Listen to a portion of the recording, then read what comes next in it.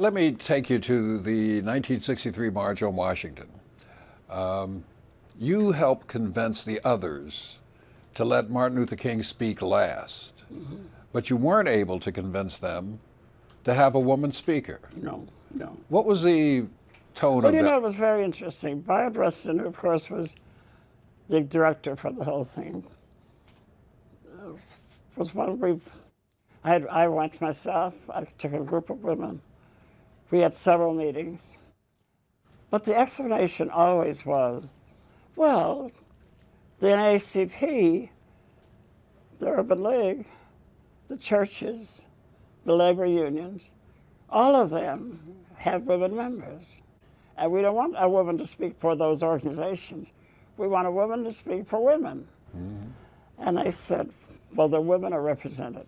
Dorothy Height, civil rights and women's rights activist. Within civil rights circles, Dorothy Height is quietly known as the matriarch of the civil rights movement. It's during this time that she maintained a noteworthy low profile outside of the public eye when pertaining to her significant impacts to the movement. In the 1930s, Dorothy earned 2 degrees from New York University and would go on to work for the New York City Welfare Department. She later became the assistant executive director of the Harlem YMCA. But what many didn't realize was the crucial role she played in anti-lynching protests and movements. She also helped bring awareness to the exploitation of black women working in what were called slave markets. And Dorothy served courageously on the board for the National Council of Negro Women.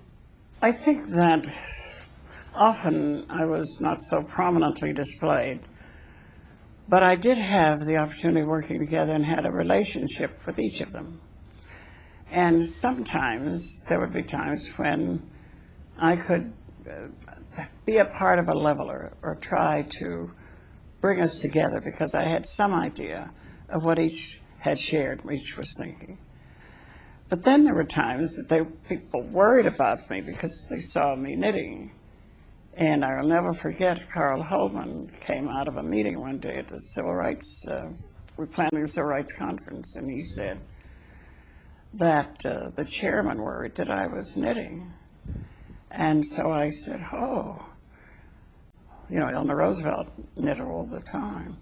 But I said, you know, sometimes I listen much better when I'm knitting. When we got back in the meeting and I challenged what had just been done, the chairman came to me afterwards and said, I will never complain about your knitting. Because he said, he realized that I'd heard every word. And I think, while sometimes people daydream, if you're knitting, your mind is right where you are because I don't have to learn it, I know it. I think my greatest legacy is that I've tried to stay the course, that I've tried to focus on rights for women, for men, for everyone.